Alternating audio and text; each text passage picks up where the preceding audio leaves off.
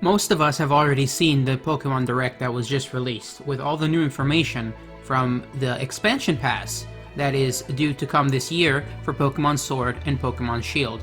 The expansion pass will take place in the same games as Sword and Shield, but will include new areas to explore, new Pokemon, and lots of new features.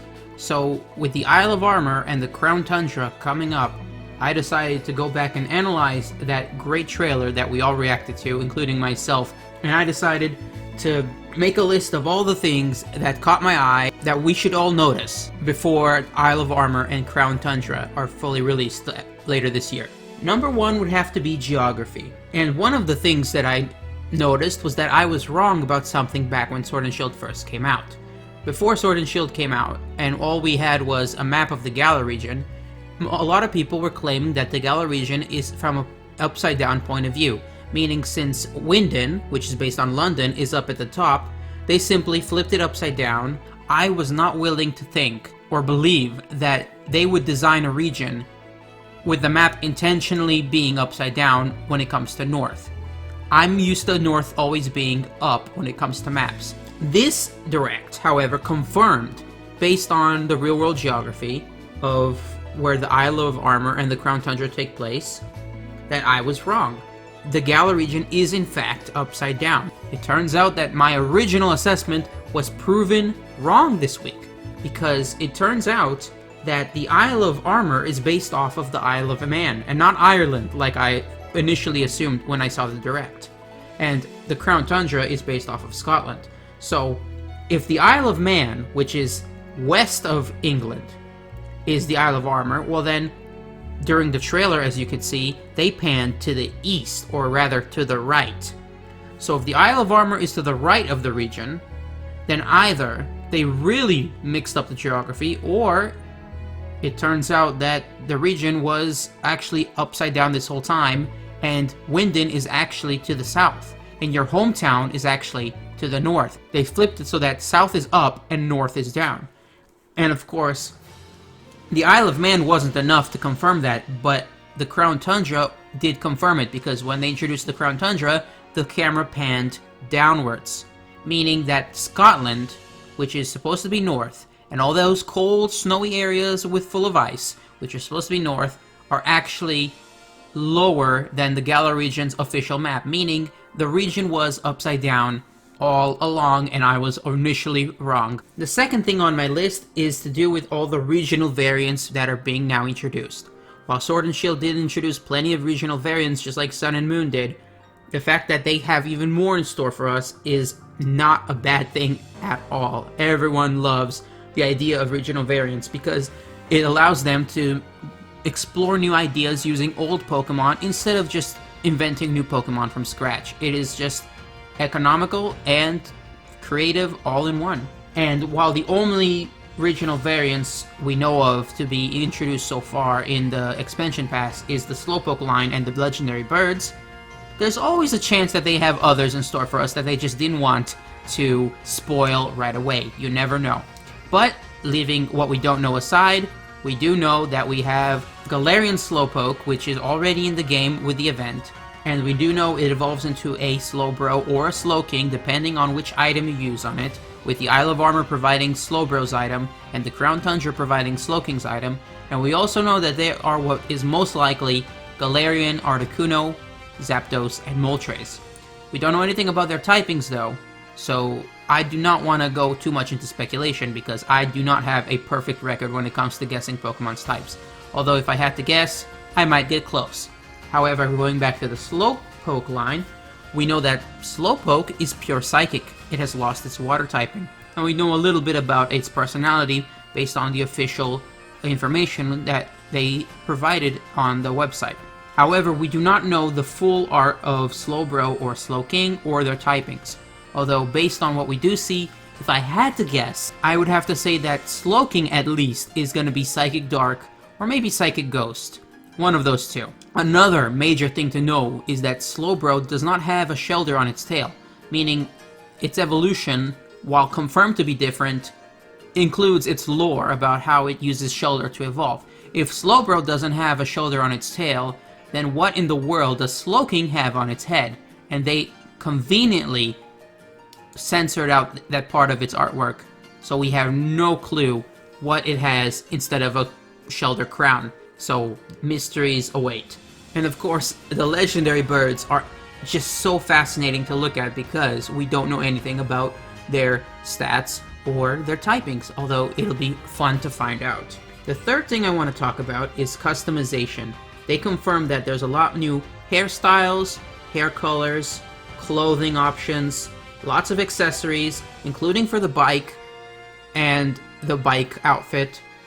But out of all of these adorable and really cool options is the eyewear that they teased coming in the Crown Tundra. At first, I thought that they looked very familiar. I knew for a fact that I had seen these designs somewhere, but at first I couldn't put my finger on it because all of my initial reactions went by so fast. And even after I took a long look at it, I still had no idea what these were from because my memory seemed to enjoy failing on me. Eventually, I confirmed that the monocle one is actually Ghetsis' eyewear from the original Black and White. Not to be confused with his different eyewear from Black to White 2. So this is Ghetsis' original eyewear. However, the one on the right, it turns out that it's most likely Lysander's. Now, why would they do this is another question entirely.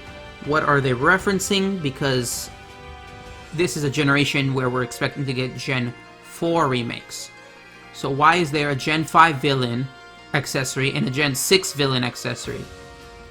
We may never know, but I think it's fun if they just did this for the laughs, because, you know, dressing up as Lysander or Ghetsis simply with the eyewear, you know, it's interesting, it's creative, and it's a lot more bold than any of the accessories that they had so far. The fourth thing I want to talk about is the story, specifically the characters we see in the trailer.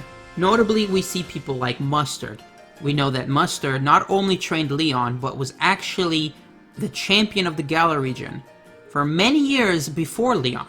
Not only that, but he was champion in a time before Dynamaxing was implemented in the Pokemon League. However, we do not know much about him, but he does have a dojo on the Isle of Armor. The other characters that are notable are your new rivals, Clara and Avery. While they do look like gym leaders, that's for a good reason. They are training to become gym leaders in the future. That's their goal, which is strange because most rivals want to be champion.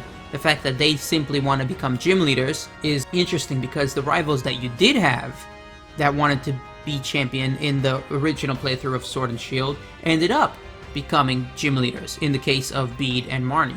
So the fact that now you have rivals that just want to be gym leaders to begin with is interesting.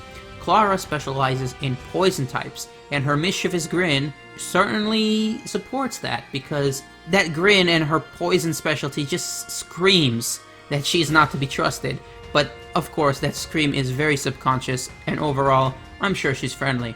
Also, it is very notable that her bow is shaped exactly like a Dustox design, which suits her poison typing.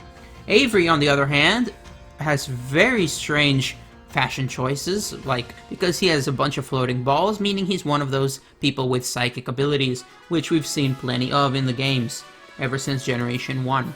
As a psychic type specialist, he has a clear advantage over Clara, but they are exclusive to their versions, so it's not likely that they might actually meet. We also have this gentleman who is apparently going to send you on the expedition during the Crown Tundra part of the expansion. We don't know anything about him, we don't know his name, but some parts of the trailer do show that he is actually a professor, based on the lab coats seen here. Because the Crown Tundra is linked to a lot of amazing places, which I'm going to get into later in this list, it is very, very likely that he will be linked to other characters and other games, and a lot of mythical and legendary plot lines. So for now, we will just call him Professor Idris Elba. The fifth thing on this list that I want to talk about is the Pokedex, specifically all of the old Pokemon that are going to be added to Sword and Shield with these expansion passes. So technically they are old Pokemon, but for Sword and Shield they are new Pokemon because we didn't have them until the expansion pass. And if you add up all the Pokemon that are going to be added between the two expansion parts, Isle of Armor and Crown Tundra, they say there's going to be at least 200. And of course, the list of these Pokemon is very long and very interesting. There'll be lots of new Pokemon people are excited to have again, like Seadra, Garchomp, Dedenne, Lycanroc. The list goes on. And while this is probably the best thing that anyone can ask for, because it's, you know, it may be downloadable content, and you know, it may come with the expansion pass, but technically the Pokemon themselves, even if you don't have the expansion pass purchase, you can trade from other people without buying the expansion pass, and you can transfer from Pokemon Home. So the Pokemon themselves are available for everyone playing Sword and Shield. The sixth thing to mention is the Gigantamax starters. They have introduced the Gigantamax forms for 5 starters. The 3 from Galar and the 2 from Kanto, who didn't already have one. Now, the fact that your starter in Sword and Shield before the expansion pass cannot Gigantamax yet supports the claim that they make that there is going to be a new feature where you can go through some process, maybe similar to hyper training, where you can actually change your starter's identity in such a way that it goes from being a non-Gigantamaxing Pokemon to a Gigantamaxing Pokemon, because you're probably going to have the same starter unless you have made new ones through breeding or trading. But all of that aside, it doesn't really matter, but we are excited to see these new designs. Rillaboom is a great rocking ape with all of its drums. Cinderace has a giant ball of flames with a face with a mind of its own, and Inteleon is just a sniper waiting to take out its enemies. All of these designs are incredible, in my opinion. And of course, we have Blastoise, who seems to be some sort of juggernaut with a bunch of battlements and cannons on its back, like some sort of castle. And Venusaur, who's just chilling with a huge flower, like it always does. The seventh thing to discuss is the Reggies and the temples that we see in the second part of the expansion pass, Crown Tundra. Now, while it did cross my mind that the new Reggies could be regional variants, it is simply much more likely, based on their design, which is clearly obvious, that they are new Reggies completely, or as some people call them, Legendary Titans. And the lore describes the Legendary Titans as being created by Regigigas, the original Titan. Although why the existence of these 2 new Reggies haven't been in the game so far, lore-wise, is still something that I'm personally interested in, because Pokemon lore is one of the more fun parts of Pokemon, especially when it comes to legendary Pokemon like the Legendary Titans. Now, their designs suggest that one is electric and one is dragon, or maybe dark, although we will have to wait for confirmation. The temples that are seen in the trailer also prove that these are unique Reggies, because the design of the dots on their faces are unique. But it's not going to be just them. We also have proof that the temples for the original Reggies, Reggies, Regirock, and Registeel, are also going to be in the game. So there's going to be at least 5 Reggies. Who knows, maybe there's others that they just simply didn't show us, but I'm not going to claim that without proof. The temples, however, scream to me of Sinnoh architecture, because the Sinnoh region is full of history, full of ancient temples. So whether you're talking about the Sinnoh temples or the Sinjo ruins, this architecture in the Crown Tundra, it suggests to me some sort of Sinnoh connection, which again could suggest that Sinnoh remakes are not too far away. However, Sinnoh remakes aside, the Reggies themselves are a big deal because there's 2 new ones. There's a strong chance that the electric one and the dragon one, as I'm calling them for now, are exclusive to their versions. Maybe one is for Sword, one is for Shield, but again, I don't know for sure. But the Sinnoh connection is very strong here. The 8th thing I want to talk about on this list is completely new Pokemon, and that it means Pokemon that weren't regional variants of old Pokemon, or even related to old Pokemon like the Reggies, and that includes 3 new legendary Pokemon: Kubfu, Calyrex, and Urshifu. Sword and Shield have continued this new idea with Pokemon that can still be evolving legendaries. So, Kubfu, a legendary that evolves into Urshifu. It's not a big deal anymore, ever since Generation 7. And Calyrex, which has a very mythical feel to it. However, Urshifu does have 2 Gigantamax forms because it itself has 2 forms. And those 2 forms are very interesting because of their typings and their styles and all of their flavor text. We will have to find out the story behind this Pokemon when we get it. The ninth thing to discuss on this list is the new features that they tease towards the end of the trailer. And that includes Apricorns. There's also an Experience Charm, which is the fourth charm to exist. Move Tutors is actually a returning feature, just like Apricorns, but it's new to the Sword and Shield games. But overall, these are all very significant for the enrichment of this playthrough. Sword and Shield has a lot of competitive fans who want Move Tutors, and some people just are a fan of Apricorns, you know? There's a lot of new stuff coming. And finally, the 10th thing I want to discuss is the legendary dens that were mentioned, specifically in the Crown Tundra part of the expansion pass. The legendary dens are basically underground dens under the wild area of the Crown Tundra, where legendary Pokemon can be found, and it is strongly suggested that co-op, meaning multiple players online like we have been doing with max raids so far, is going to be necessary in order to catch these legendary Pokemon, because the only thing more difficult than a legendary battle, in my opinion at least, is a legendary max raid, because max raids, unless you have help, usually are not that easy, especially if they're 5 stars. So now legendary Pokemon ranging from the Tapus to Solgaleo and Lunala to Dialga and Palkia and countless others are going to be available later this year in legendary dens. So while it does give me a strong impression of the Ultra Wilds, where they always throw a bunch of legendary Pokemon at the end of the game, or the portals in Omega Ruby Alpha Sapphire, at least this way it'll be a little bit more of a challenge to get all these legendary Pokemon that they're now adding to the Pokedex eventually. And those are the main things that I noticed. I know there's a lot of other things that people have analyzed, like if you zoom in you can see certain Pokemon in the artwork. Like I noticed pretty obviously that the legendary birds are in one artwork. Other people noticed that there is a Golduck with 2 Psyduck in the other artwork. But these things are not as important.